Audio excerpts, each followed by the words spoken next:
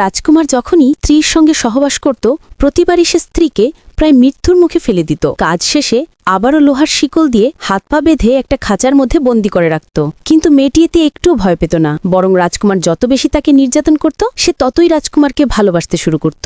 কারণ আগের জন্মে মৃত্যুর মুহূর্তে গিয়ে সে জানতে পারে তার বাগদত্তা আর নিজের পরিবার তার মায়ের রেখে যাওয়া সম্পদ দখল করতে ইচ্ছা করে ভিখারিকে দিয়ে তাকে রোগে আক্রান্ত করায়। আর সে আরও জানতে পারে তার বাগদত্তা অনেক আগেই তার সৎবোনের সাথে পরকীয়ায় জড়িত ছিল।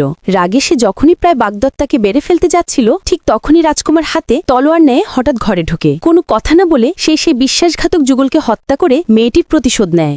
এমনকি মেয়েটির রোগটাও ইচ্ছা করে নিজের শরীরে নেয়। শেষে দুজন একসাথে প্রাণ দেয়। মেয়েটি তখনই বুঝতে পারে সে সারা জীবন ভুল মানুষকে ভালোবেসেছিল। যে রাজকুমারকে সে খেলনা ভেবে বন্দি করত সেই তাকে সত্যিকারের ভালোবাসত। সে প্রতিজ্ঞা করে যদি আবার জন্ম পায় সারা জীবন রাজকুমারকে ভালোবাসবে, তাকেই বিয়ে করবে। পরক্ষণেই সে সত্যি সত্যি পুনর্জন্ম পায়। ফিরে আসে সেই দিনে যেদিন সে বাগদত্তার সাথে পালানোর চেষ্টা করেছিল। ভাবতে গিয়েই রাগে সে বাগদত্তাকে এক চর কষিয়ে দেয়। এতে বাগদত্তা হতবাক। এক মুহূর্ত আগে যে মেয়েটি তাকে প্রাণপণে ভালোবাসত সে মুহূর্তেই সম্পর্ক ছিন্ন করে ফেলে। মেয়েটি সঙ্গে সঙ্গে রাজকুমারের কাছে ফিরে গিয়ে বিয়েটা ঠিক করতে চায়। কিন্তু ঠিক তখন রাজকুমার রাগে ফুঁসতে ফুঁসতে সেখানে আসে।